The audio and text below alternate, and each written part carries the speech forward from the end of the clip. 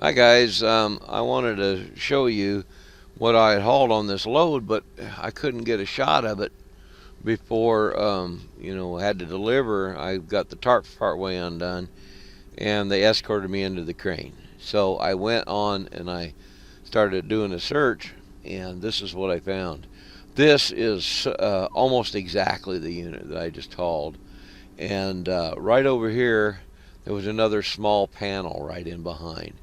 But and this was pretty close. Everything was about what you see. Now the only difference is it had four eyes, as you'll see on the other part of the video, that stuck straight out, all like this, and it was a little bit different. So it was very, very close to what you guys will see.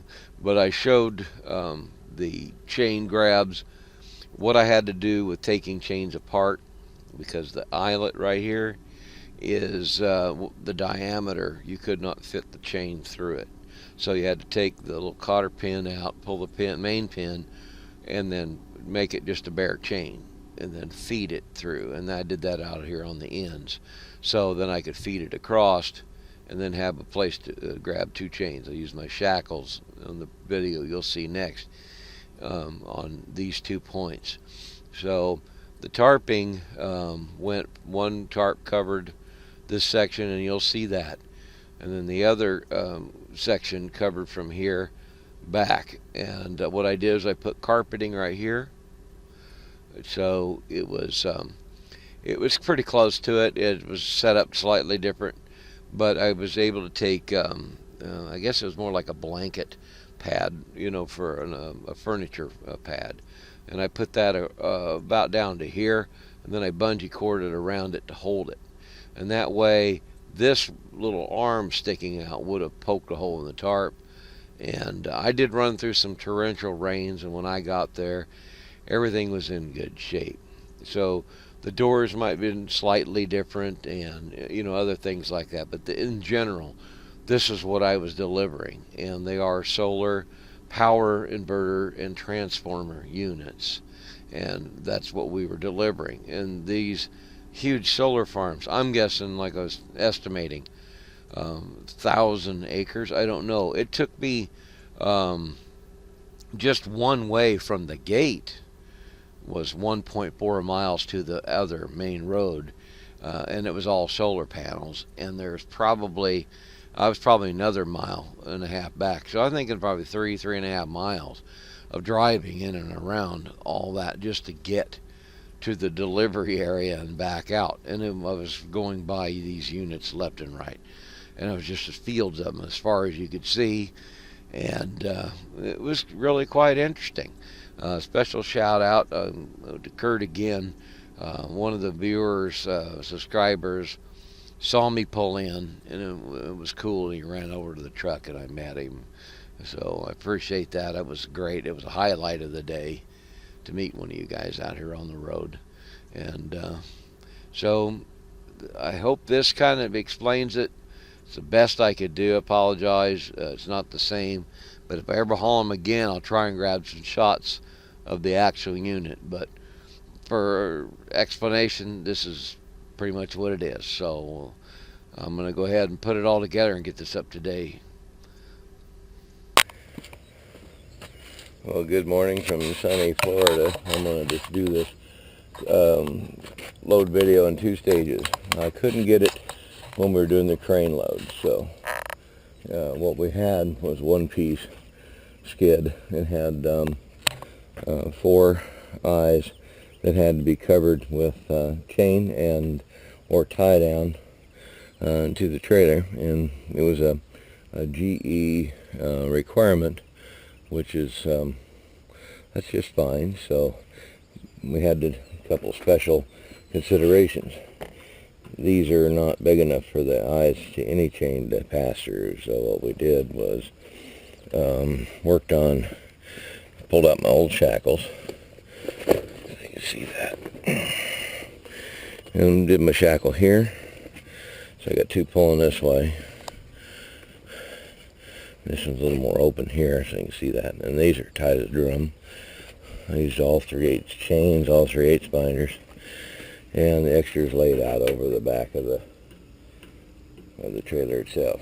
So one piece, but it had one unit needed to be tarped up here, and on these there's two panels. There's a panel here, a panel there. It was offset, so it made for tarping. It was a little bit interesting. And over here on this side,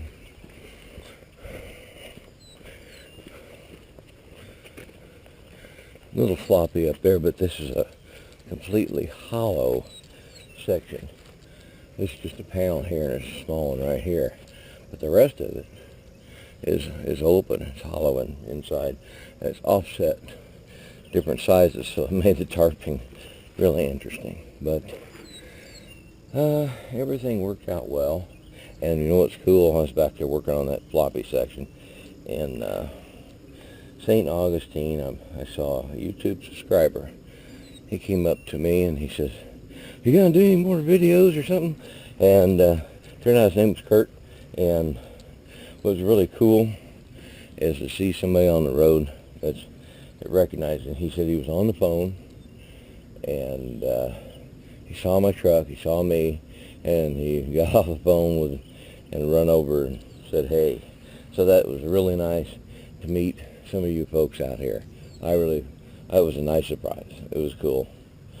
So I was glad.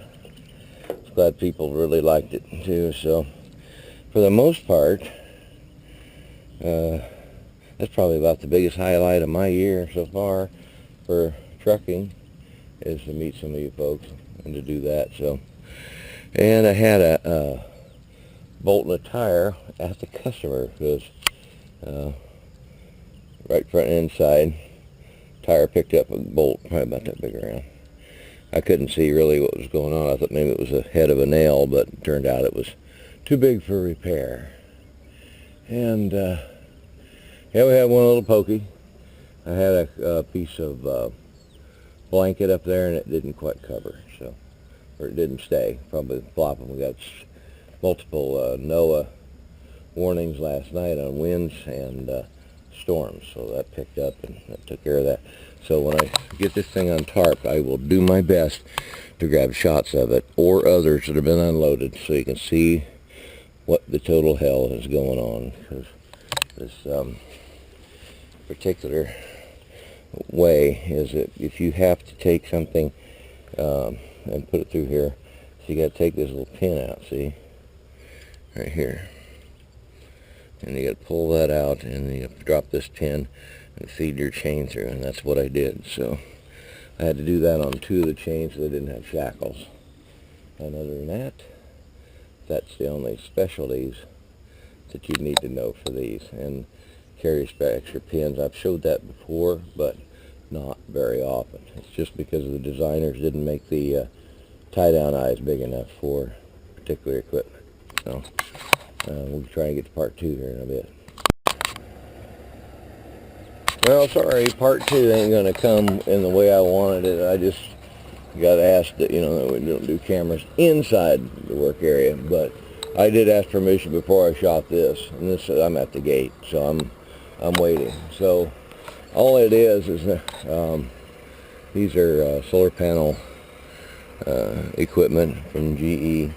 It's a huge solar farm, so what it does is just electrical controls panels and stuff, so that's why you have to have really good tarps. And I just bought the brand new tarp, so that will, it's definitely covering what was going on here. This piece had that side panel over there with some bolts stuck up. This one had a lid that I had placed a blanket on, and we bungeed it, and a bunch of the young guys did all that stuff for me, so I didn't have to worry about it. Now on the extra chain, I just covered it with having bungees go through it and make sure and it never did move. I was trying to get them to put it a tad bit more forward, but I really couldn't go much further because I had to estimate, from this piece here to here and how far, to get a good grab, So I like to leave a little room, and I go with a lot of times what they are used to doing.